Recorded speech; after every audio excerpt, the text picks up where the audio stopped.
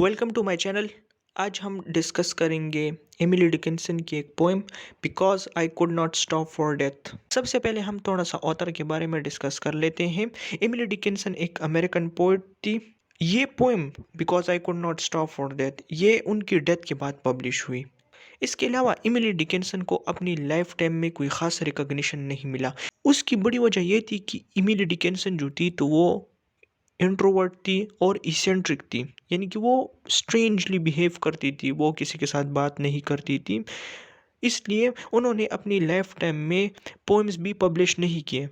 Scholars ने Emily Dickinson की life को 3 फेजेस में डिवाइड किया है। जो फर्स्ट फेज था तो वो 1861 से पहले था।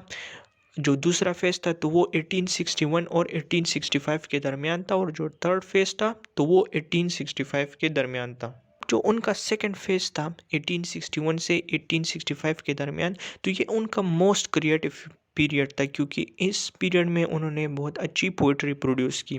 और ये पोएम जिसको हम डिस्कस करने जा रहे हैं ये भी इसी टाइम पीरियड में लिखी गई थी, लेकिन ये पब्लिश उनकी डेथ के बाद की गई। एमिली डिकिंसन ने अपनी लाइफ में तकरीबन 5 पोम जो थी वो पब्लिश किए। तो चलिए अब इस पोम को डिस्कस करते हैं। Because I could not stop for death, he kindly stopped for me. तो जो नैरेटर है वो कहती है कि मैं मरना नहीं चाहती थी, यानी कि मेरे पास इतना वक्त नहीं था कि मैं मौत का इंतज़ार करती, लेकिन मौत मेरे पास आ गई। ही काइंडली स्टॉप फॉर मी। और इस पोएम में डेथ को पर्सोनिफाई किया गया है, यानी डेथ को ह्यूमन क्वालिटीज़ दी गई है कि डेथ मेरे पास आ गया। The carriage held but just our selves. और जो मौत था तो वो कैरेज में आया और मैं उसके साथ उसके कैरेज में बैठकर रवाना हो गई। The carriage held but our self, the carriage held but just ourselves and immortality. और कैरेज में मैं थी, मौत था और इमोर्टैलिटी थी। इस लाइन का मतलब ये है कि एमिली डिकिंसन ये बताना चाहती है कि मौत के बाद जो थी तो वो आफ्टर लाइफ में चली गई, और जो आफ्टर लाइफ की ज़िंदगी है तो वो इमोर्टल है। We slowly drove, he knew no haste. और हम आहिस्ता आहिस्ता रवाना हुए, और डेथ जो था तो वो बहुत काम था। ही न्यू नो हेस्ट का मतलब ये है कि डेथ किसी किस्म की जल्दबाजी या तेज़ी में नहीं था, बल्कि वो बहुत आहिस्ता आहिस्ता जा रहा था। And I had put away my labour and my leisure to.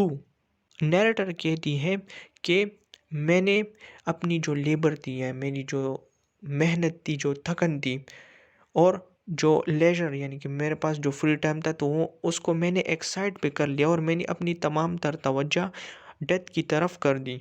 For his civility, civility का मतलब है गुड बिहेवियर, क्योंकि उसका बिहेवियर इतना अच्छा था। We passed the school where children strove at recess. और वो कहती है कि हम एक स्कूल के पास से गुजरे जहाँ पे ब्रेक के टाइम, रिसेस का मतलब है ब्रेक टाइम या फ्री टाइम, कि जहाँ पे बच्चे खेल रहे थे। इन द रिंग, उन्होंने एक दायरा बनाया हुआ था। We passed the fields of gazing grain. और हम अनाज के खेतों से गुजरे। We passed the setting sun.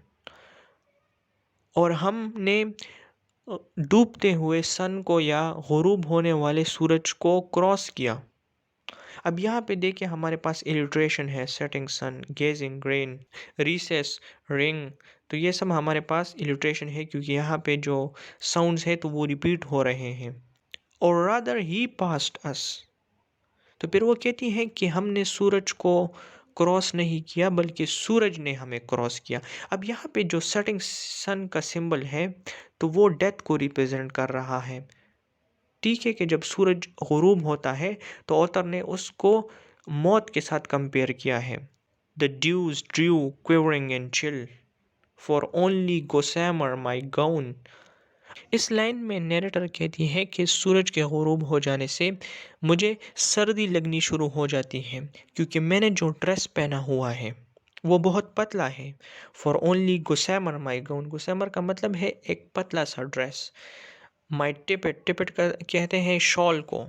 Only ट्यूले, اور ٹیول کا مطلب ہے ایک سافٹ سلک. یعنی نیریٹر ان لائنز میں یہ بتانا چاہتی ہے کہ میں ڈیتھ کے لیے بالکل بھی تیار نہیں تھی. یعنی میں نے موٹے کپڑے بھی نہیں پہنے تھے اور مجھے اب سردی لگ رہی ہے. We passed before a house that seemed a swelling of the ground. اور پھر وہ کہتی ہے کہ ہم لوگ ایک جگہ پہ آ گئے جہاں پہ ایک ہاؤس تھا جو کہ زمین سے ابھرا ہوا تھا. The roof was scarcely visible. اور اس کا جو روف تھا تو وہ scarcely یعنی کہ بہت تھوڑا سا نظر آ رہا تھا. The cornice in the ground. The cornice in the ground. cornice کا مطلب ہے جو روف ہوتا ہے اس کی جو سائڈز ہوتی ہیں. ٹھیک ہے، تو اس کو کورنس کہتے ہیں. اب وہ کہتی ہیں کہ جو ہاؤس تھا اس کے جو کورنس تھے تو وہ بھی گراؤنڈ کے اندر تھے. Since then 'tis centuries and yet feel shorter than the day. اب ان لائنز میں نیریٹر کہتی ہے کہ اس دن سے یعنی کہ جس دن ڈیتھ میرے پاس آیا اور مجھے موت کی طرف لے گیا، اس دن سے اب تک صدیاں بیت گئی ہیں. And yet feels shorter than the day. لیکن وہ وقت جو گزر گیا ہے وہ مجھے ایک دن جتنا معلوم ہوتا ہے.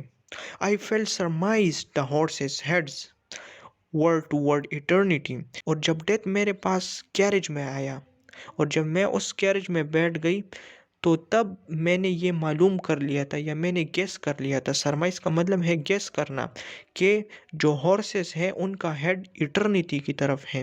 یعنی مجھے معلوم تھا کہ موت کے بعد جو ہے میں آفٹر لائف میں جاؤں گی. موت کے بعد میں ایک اور زندگی جیوں گی جس میں ٹائم جو ہے وہ بہت سلولی موو ہوگا.